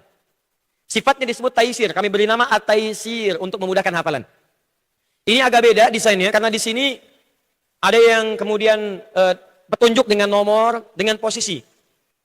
Kalau Anda ingin menghafal Quran biasa tanpa harus, bukan tuntutan hafal nomor, di yaumil kiamat gak akan ditanya. Ya. Kamu ahli Quran, bacakan Qurannya.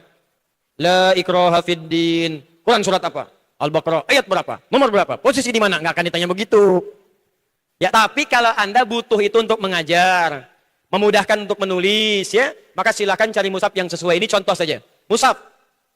Tolong jangan ganti ya. 1 saja sampai hafal. Kalau hilang mushafnya, cari yang sama. Jangan sampai beda sedikit pun. Sebab nanti kalau beda letak akan berpengaruh kepada otak kita. Oke. 1, cari mushaf. Kedua, bikin program dalam 10 hari itu, teman-teman sekalian, mulai banyak menghatamkan minimal, saya ulang, minimal 1 harinya 5 juz. Satu hari berapa juz? 5 juz. Dibagi waktu sholat. Subuh, zuhur, asar, maghrib, isya. Setiap waktu sholat 1 juz, 1 juz. Sebelum waktu sholat setengah juz, setelah waktu sholat setengah juz. Baca aja dulu. Ya. Plus dengan malam. Saat tahajud. Jadi bacakan dulu 5 juz, malamnya tahajud. Setiap hari. Jadi kalau kita mulai hari Sabtu, usahakan mulai Sabtu. Sabtu, Ahad, Senin, Selasa, Rabu, Kamis, 6 hari. Di 6 hari, 6 kali 5 berapa? 30. Berarti sudah 30 juz. Saya ulang. Ta'aruf dulu dengan Al-Quran. Usahakan sehari baca berapa juz? 5. Mulainya hari apa? Sabtu. Kalau dimulai dari hari Sabtu, Sabtu 5 juz. Ahad 10 juz. Senin 15 juz. Selasa 20 juz, Rabu 25 juz, Kamis 30 juz. Jumatnya berdoa supaya dimudahkan menghafal Quran. Sudah? Baca Al-Kahf. Perbanyak sedekah, banyak salawat pada Nabi. Jumat. Sabtu lagi, fokus, hari ke-8. Yang juz pertama 5 juz. 5 juz saja. Itu saja. Ahadnya 5 juz lagi. Awas. Fokus di sini. Saya ulang, berapa hari ta'aruf dengan Quran? 10 hari. Hari pertama baca berapa juz? Hari kedua? Hari ketiga? Hari keempat? Hari kelima? Hari keenam? Hari keenam, hari Kamis, jadi sudah berapa juz? 30 juz. Hari Jumatnya tinggal apa? Baik. Tinggal apa? Tinggal apa? Berdoa minta kepada Allah supaya kita dimudahkan menghafalnya. Perbanyak baca Al-Kahf, perbanyak sholawat pada Nabi, perbanyak sedekah. Baik, hari Sabtu, saya teruskan dulu. Anda ulangi lagi juz 1 sampai 5. Berapa juz? Berapa juz? Hari Ahad, hari ke-10, tetap ulangi lagi 1 sampai 5. Berapa juz? 5. Fokus, 5 juz. Ulang lagi Sabtu sampai Ahadnya. Jangan lupakan malamnya saat tahajud. Hari Senin, Anda mulai menghafal. Saya ulang, hari Senin mulai menghafal. Sehari 1 juz. Selamat datang Pak Anies Baswedan, Gubernur Jakarta, sahabat kami. Insya Allah kita mulai sesi dengan beliau saat jam 10 tepat. Ya. Kita ada 5 menit lagi. Nanti mohon izin berkenan teman-teman dari diplomat, birokrat, dan tokoh-tokoh nanti bisa menempati setelah kami coba selesaikan dulu dari 5-10 menit ke depan. Izin Pak Anies. Fokus, takbir. Sekarang saya ingin coba arahkan setelah kita ta'aruf dengan Al-Quran selama 10 hari tadi. Tapi tolong praktekkan lagi yang 6 poin tadi. Ikhlas. Yakin? Kemudian Sabtu 5 juz, terakhir hari ke-9. Hari ke-10 5 juz lagi. Maka ketika Senin dimulai untuk 30 hari menghafal, mulai hari pertama niatkan menghafal 1 juz. Berapa juz? Sekarang saya buka anatomi Al-Qurannya. 1 juz itu pasti ada 10 lembar di mushaf standar. Ada berapa lembar? Lihat sini. 1 juz ada berapa lembar? 10 lembar. Baik. Selamat datang Pak Wakil Ketua MPR, Pak Zulkifli Hasan. Beliau juga menghafal Quran. Ya. Dan insya Allah setoran hari ini. Karena janji setiap bertemu saya harus setoran. Takbir. Alhamdulillah. 1 juz ada berapa lembar? 10. 1 juz 10 lembar. Setiap lembar ada 2 halaman. Saya ulang. Setiap lembar ada berapa halaman? Sekarang perhatikan baik-baik. 1 juz berapa lembar tadi? 10 lembar. Kita punya investasi waktu sehari 10 jam untuk menghafalkan 10 lembar ini. Jadi kita dikasih oleh Allah 24 jam. 14 jamnya silakan gunakan untuk beristirahat, berdoa, makan yang cukup. 10 jamnya gunakan untuk menghafal. Kita bagi. Nanti jangan khawatir. Saya akan berikan kepada Anda. Nanti saya sudah siapkan. Ada bukunya khusus Anda bisa bawa nanti.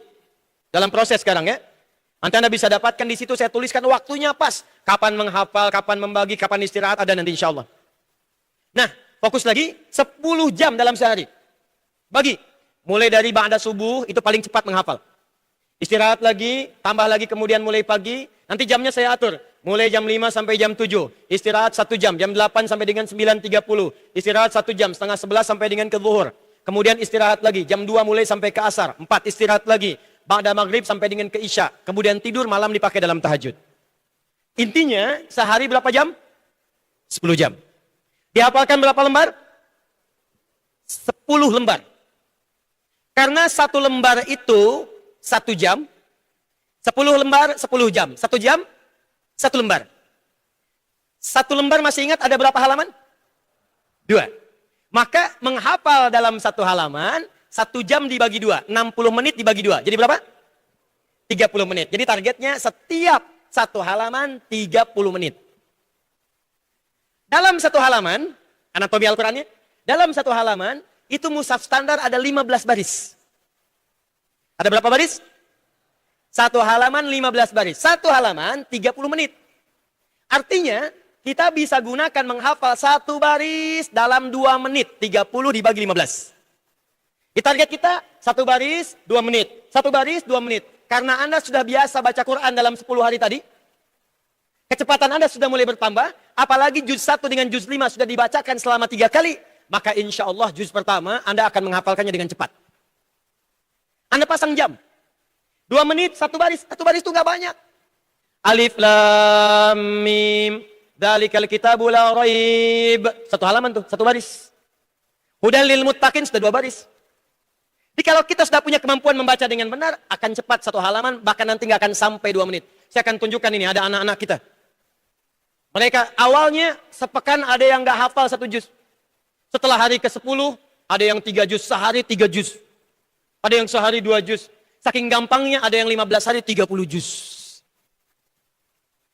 Jelas? Siap insya Allah? Takbir. Siapa yang mau jadi hafid, angkat tangan. Oh, kan? Angkat lagi. Baik, sementara saya cukupkan dulu. Untuk mushaf, ini sudah ada. Untuk ini kami cetak ya. Saya berusaha, ada rezeki kita cetak. Jadi kami mencetak 3 jenis mushaf. Ya, mushaf ini nggak pernah kami jual. Jadi kita bagikan. Ya, insya Allah ada program setiap tahun kita cetak semampu kita. Kadang kita cetak 100.000, 200.000 kita sebarkan. Ada yang ke Aceh, sampai ke Bali, sampai juga ke Sumatera, ke Kalimantan. Ada yang mushaf untuk belajar baca, namanya Al-Akhyar. Ya, insya Allah yang tahun ini kita sudah cetak sampai dengan 100.000. Sekarang kita cetak lagi 10.000. Nah, teman-teman ada yang dari Bali, nanti kami kirimkan 4.000. Saya kirim ada yang ke tentara, ada yang ke polisi, ada yang ke buruh di pabrik, ada yang... Pokoknya semua punya kesempatan jadi ahli Quran. Yang ini khusus untuk menghafal. 30 juz, at-taisir.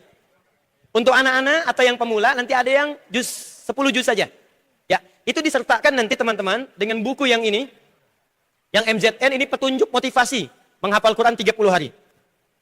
Nah terakhir, nanti sebelum zuhur, saya ajarkan menghafal Quran dengan nomornya, yang ini. Ini disatukan jadi 1 paket, ya. Ini nggak akan ditemukan di toko buku, karena kami tidak jualan.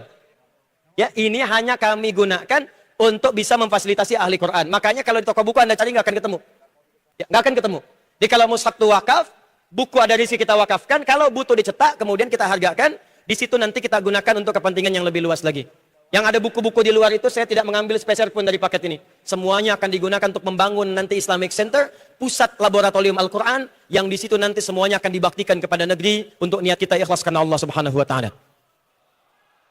Saya tidak akan bertransaksi dengan Al-Quran dan mudah-mudahan itu melahirkan keberkahan di sisi Allah Subhanahu wa taala.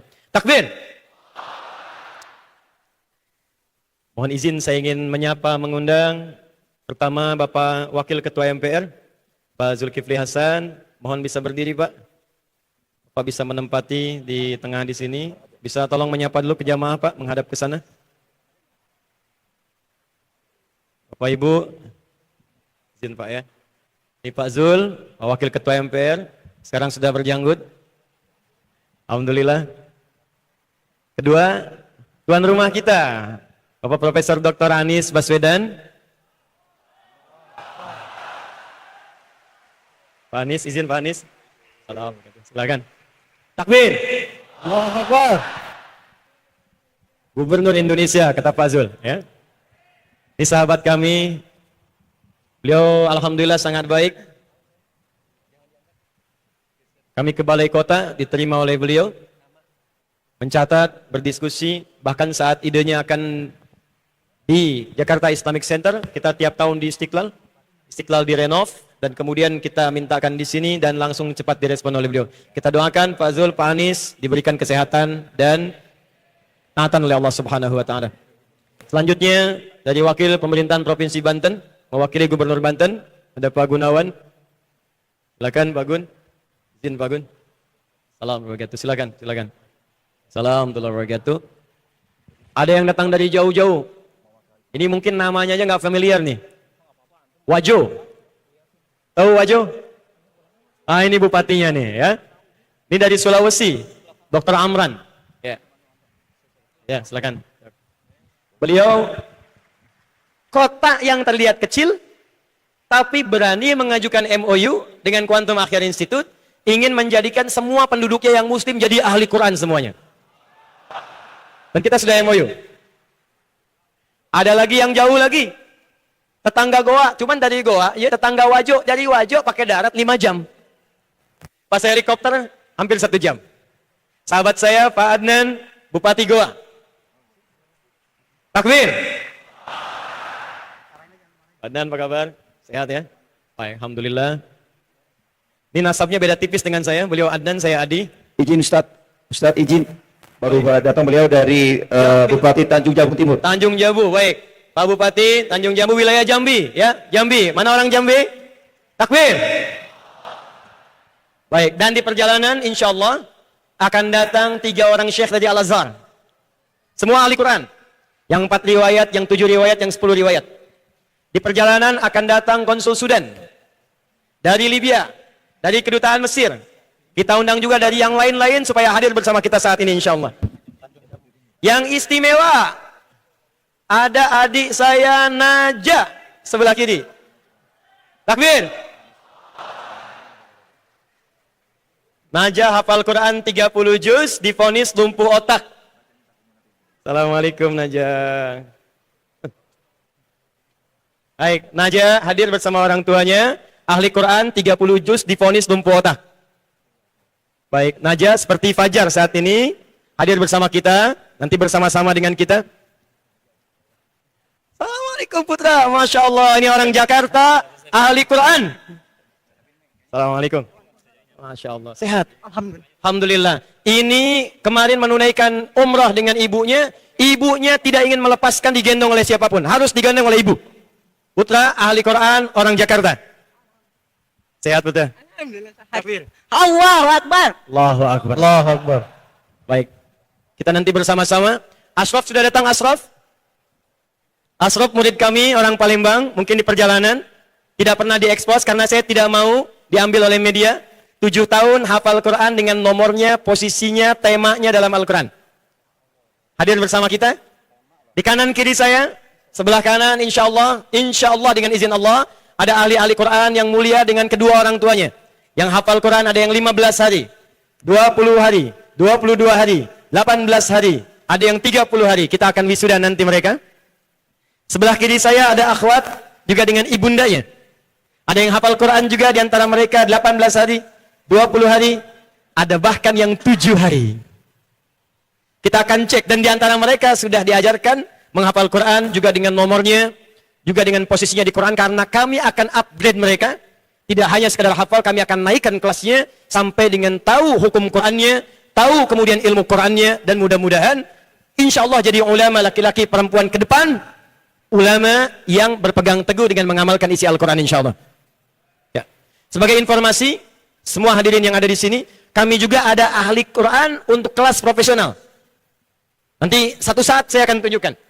Ya, ada pengusaha ahli Quran, ada ilmuwan ahli Quran. Sekarang sedang banyak melakukan riset, ada yang sedang membuat sikat gigi yang risetnya dalam dari hadis Nabi. Ada yang membuat sabun yang bisa menghilangkan najis tingkat tinggi. Ada yang membuat sebuah kacamata dengan panjang gelombang tertentu, melihat sesuatu objek yang jarang dilihat biasanya. Ada yang teman-teman ibu rumah tangga ahli Quran. Ada yang pelajar ahli Quran. Nanti kita akan hadirkan, dan dengan izin Allah mudah-mudahan ke depan kita akan punya diplomat yang ahli Quran, birokrat yang ahli Quran, tentara ahli Quran, Puncaknya presiden ahli Quran insyaallah. Takbir.